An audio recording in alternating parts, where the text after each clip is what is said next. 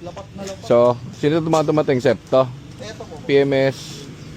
Ito kasi, hard PMS na to. Kasi 1990 na ako po. Oo. Kailangan na kasi may tagas na yung radiator eh. Malaki na yung tagas niya. Hindi sa atin nakuha. Hindi po. Ang daming tagas. Grabe naman tagas nito. So, Tapos dry belt pa. grabe yung tagas nito. Ayan oh. Buo radiator talaga. Buo talaga. So, palit tayong buong radiator and everything. Tapos dry belt, pudpud na. Timing belt. Binibenta sa amin to daw nung may-ari. Sabi ko, huwag yung benta.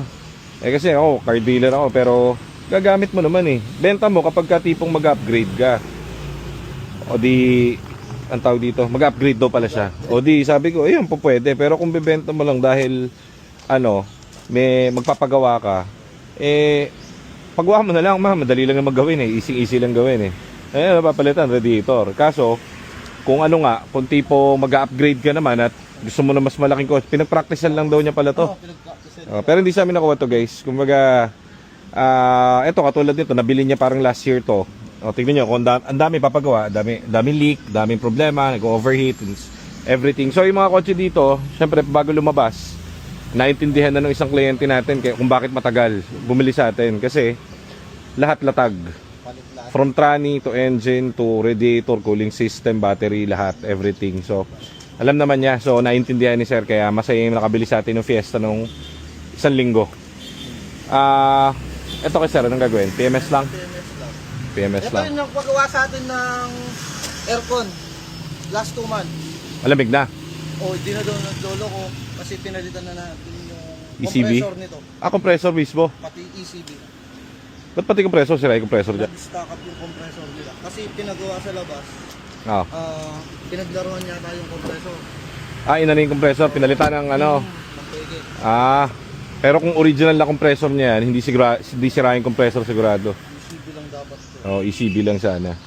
Tapos ito, meron tayong bagong dating manual. Maganda. Tinest drive namin kanina. Tapos, ayun. Ito maganda. Palitan ng motor. Tapos, release natin yung blue. Napakaganda. Ang ganda ng biyahe namin saan ba kami pumunta? Guagua, Pampanga. Guagua, layo pala nun. Layo pala nun. So, ito, sold na. Kanina may tumitingin kaso wala na sold na eh. Hindi namin ma-post guys kasi minsan, katulad nito, inaasikaso namin yung mga Ford units namin na for release. Kulang sa tao, alam nyo na, pasensya na kayo. So, yung iba nakatago lang doon sa ibang parking. Kaso pag may talagang pupunta rito tapos talagang naghanap ng kotse, kinikater namin yung inventory namin. So ayan, na-sold niya agad to nung kahapon. Ito sold na rin. Bukas yata kukuhanin o ngayon. Nasa trabaho yung may-ari. Ang ganda no, CX no. Pogi ano. Ganda datingan, ang ganda. Ito bago rin to dating to, mga bagong dating yan to. Ito bagong dating din. Meron pa tayo gamit nila Jad eh. So yan yung mga for release natin and ito dinala sa amin. Ito matagal-tagal na project to. Kasi yung pangatlong pintura eh. So, follower natin yung nagbenta niyan. Hindi sa amin nabili yan. Pero, gumanda yung business ni sir eh. So, mag-upgrade siya ng mas malaki. Binenta na lang sa atin yung kotse. So, kinuha namin pero, medyo mababa namin ako kasi medyo daming, kumbaga aesthetic wise, hindi siya maganda. Pero pag lumalabas dito yan, magiging ganito itsura niyan. Marami lang kaming papabuting-ting. So, nakalista na to dun sa workshop for transmission saka engine.